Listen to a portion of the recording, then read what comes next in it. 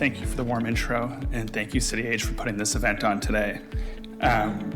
My purpose today is to give you an overview of where the technology is and where it's going, and give you a feel for what it can do. But I love seeing Canadian leaders in a room talking about AI.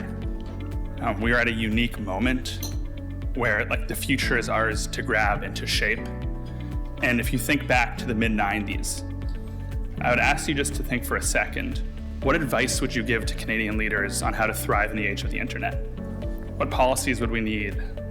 What companies would we want to incentivize to start homegrown in Canada so that we could thrive? And I think that moment with the internet is very similar to where we are today. We know that AI will be transformative for our country and for our economy. We don't know exactly where it will go. The same way in the late 90s, we couldn't have predicted the rise of social networks. The future of AI will go in directions that some that we can predict and some that we can't. But we know it's going to be transformative. So what do we do today to set ourselves up to win in the future? And I think as a country, we should talk about winning with AI. We have all of the pieces. We were just chatting about this at our table. We have all of the pieces in this country to win with AI and to drive an economic transformation for our country. And we need to go and capture it, and we shouldn't be afraid to talk about that. So I'm really excited to dive into the technology and give you a sense of where it is.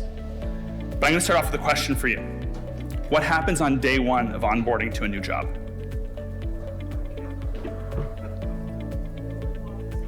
Figure out where the washrooms are. Absolutely.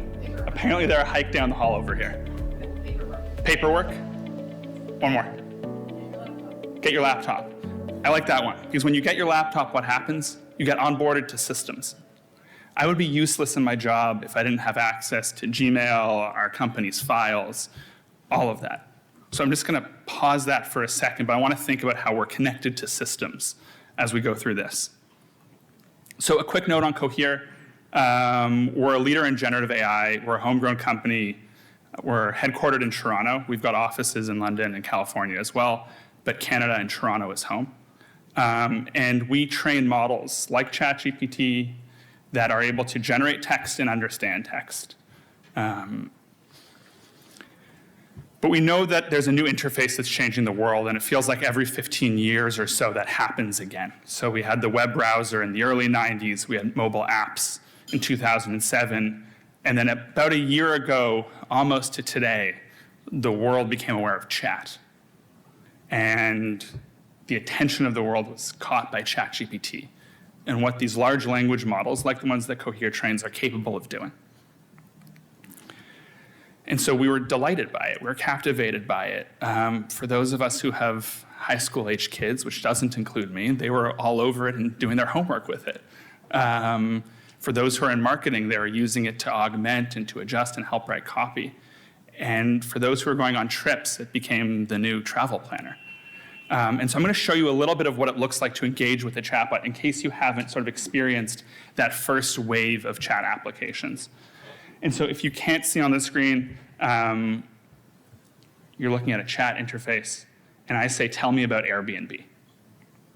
And I get a description about Airbnb that it's a company that connects people who want to rent out their homes, and it goes on for a little bit. And then I ask, what is their strategy? And the model just responds to me, right? This is just being generated by the model that Airbnb's strategy is to continue to invest in its key strengths, unlock more hosting, grow and engage the guest community. Now, I don't know what it means to unlock more hosting. I don't know if you know what it means to unlock more hosting, so I ask that. And I get a response, describing what it means to unlock more hosting. So I have this counterpart that's able to help me, that I can ask questions, that I can give tasks to. And so I want to name for a second that there are problems with these chat models. I don't know about you, but if I go back for a second, I can't verify if any of that's right. I mean, I guess I could copy and paste it, go into Google and try and find it out, but it feels like it's removed the purpose of it when I have to go do that. So there are problems with these models. And the way these models work at their core is they predict the next word in a sequence. So it sort of sounds like Mad Libs. That's really what they're doing, is they're taking in all of the context that's come before and predicting the next word, or the next token is the technical term for it. And so I'm gonna make all of us pretend that we're large language models for a moment. And I want somebody to help me predict the next word. So generative language models are blank. Intuitive. Awesome. We can take one more over here. Large. Absolutely. I have a different word. They're know-it-alls. I don't know if you know people like this. I certainly do. I'll ask them a question, and they'll respond with all of the confidence in the world. And like sometimes they're right, but even if they know nothing about what they're talking, they respond with all of the confidence in the world. I find these people hard to work with. I don't know about you. But that's what these language models are, right? Like we ask them a question and they generate a response with all of the confidence in the world. And so on the one hand, they're incredible, they're large, they're amazing in that they're able to generate text and do tasks. But on the other hand, they're know-it-alls. And so what do we do about that? So you can see I'm putting the audience to work today. I've got lots of questions. Can somebody tell me within the next 20 seconds, what is the temperature in Sudbury, Ontario right now? And cold doesn't count.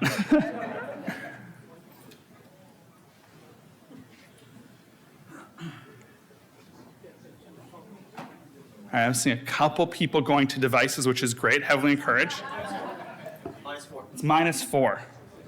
And I thought Ottawa was cold. So what did you do to get that answer? My weather app is in the top left of my app screen, so it's easy to go to the weather network, add Sudbury to city. Awesome. So as human beings, you did something that we are excellent at. For most of us, when we don't know the answer to a question, we look it up. We go to a place where we think the answer sits. We find relevant information. We consume it, ingest it ourselves, and then generate a response, -4. So when we looked at the issue with large language models just a second ago, that they're know-it-alls, it's because they're not connected to any data sources. Imagine on the first day of your job not getting connected to your company's files and then being asked to put together a report or a memo or respond to a question. Sort of like not going to work so well. And the same is true for large language models. So the large language models we got exposed to were the solution in and of themselves. When the world was exposed to ChatGPT, that was the solution. But we're seeing a transition as these models come into production and are adopted by businesses, which is the models are one piece of a broader system, a broader solution. And that adds far more capability and far more power to what they're able to do. It makes them much more useful for us today.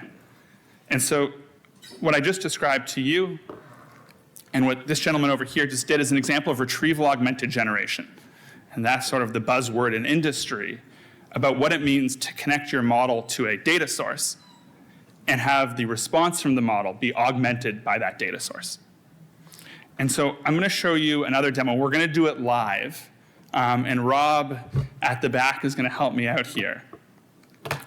What I'm showing you here is Cohere's Coral. And Coral is our chat interface. And this is connected to the internet. So I'm going to ask a question. The model is going to search the internet, find the relevant information, and then generate a response. And so my question is, what is Canada's approach to generative AI?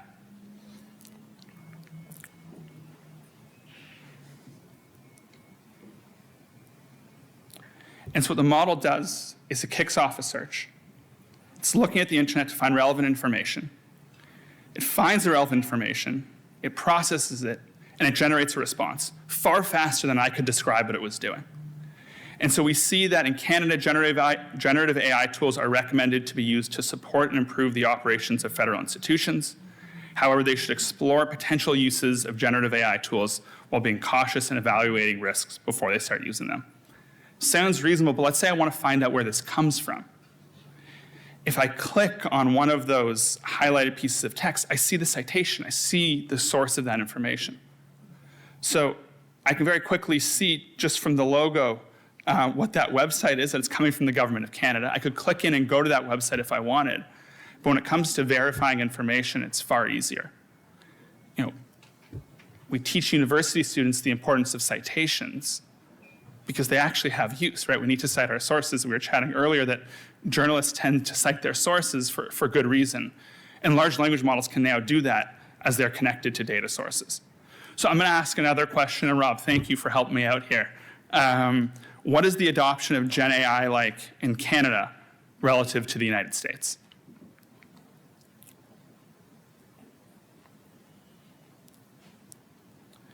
And what's cool about this is the spelling actually doesn't even have to be right, the same way that you could read something and know the intent behind it. These models are pretty good at doing that too.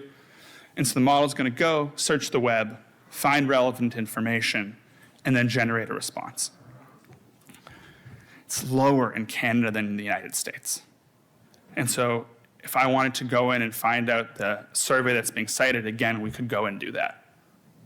And so to me, this is pretty cool. Like in my job, I use this tool regularly when I need to get answers to information. And instead of just connecting it to the internet, we connect it to our internal documents. So instead of having to go search through Slack, or search through Google Drive, or search through my email, or search through Notion to find the relevant document that a colleague mentioned last week that I can't remember the title of, I can just ask a question in the language that I use to speak and get a response. But it doesn't stop at question answering. To me, the excitement is that you can ask questions, but you can also have it as a helpful assistant to complete tasks. So in the top right corner, it says grounding. We're going to turn grounding off. Grounding is the term for being connected to a data source. And so with grounding turned off, I'm going to say, create a presentation outline titled Canada and Generative AI, Current State and a Path to Winning the Future. And so we're going to see what the model does with this instruction to create a presentation outline. And I promise you, this presentation was not created and scripted fully by generative AI. Maybe it helps a little bit, but it's not replacing what I do, but it's helping me out here. And so I get this pretty robust 5-slide outline. And let's say I think it looks great. So maybe I'll say, thanks. Please send an email to my boss, including the presentation outline, and ask for feedback by end of week. And so what we'll see is, again, I'm going to give an instruction. What the model will do is it's going to take in the context of our conversation. So it's going to know what we've been talking about, and then it drafts me an email, dear boss's name, I hope this email finds you well.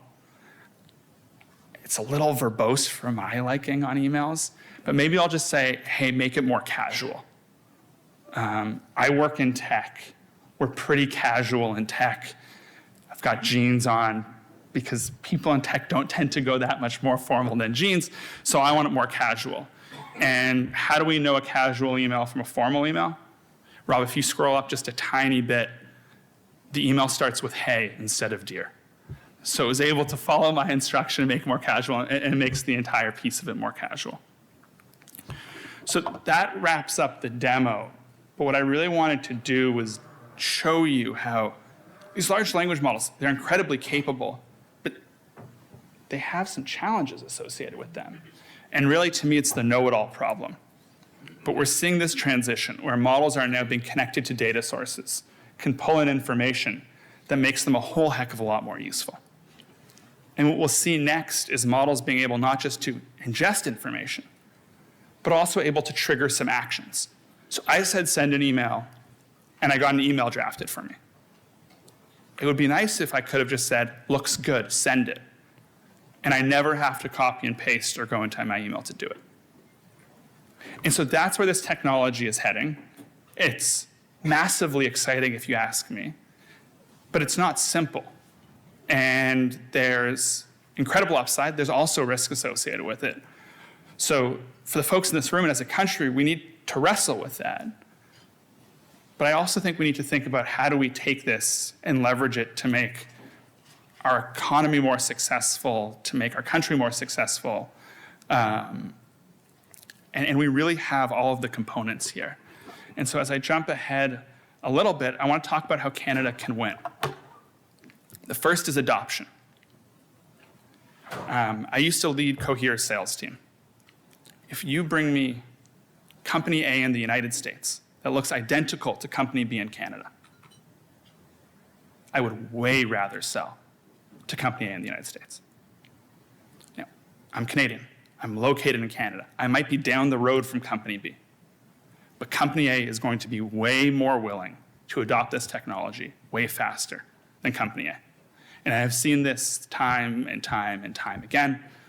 A large financial institution, I was chatting with them in the spring, and they said, Jonathan, this all sounds great.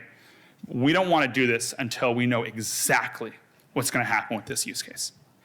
And we want to pick the use case that is going to lift every department at our company. And I looked at them, I was like, oh wow, so you're not going to do anything anytime soon. Because if you wait until you know everything about the technology, until you find the perfect use case, it means you don't get started today. And the best way to get started is actually just to start building something small. Because you learn a lot more about the risks when you actually build than when you talk about them. And so as a country, we need to adopt faster, especially in industries where we're competitive with the rest of the world, which is most industries in Canada. We have an opportunity now, but it's a risk if we don't do anything about it. So the first piece is we really need to drive adoption as a country. The second piece is we need to build.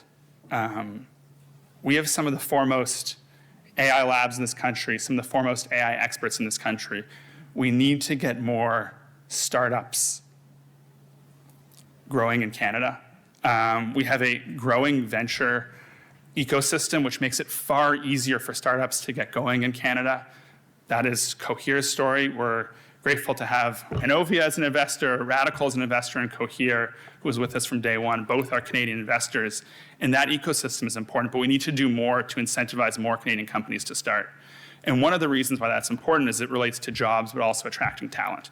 Something that I'm very proud of is we just had a colleague leave Cohere. So you're going to wonder why I'm proud of that.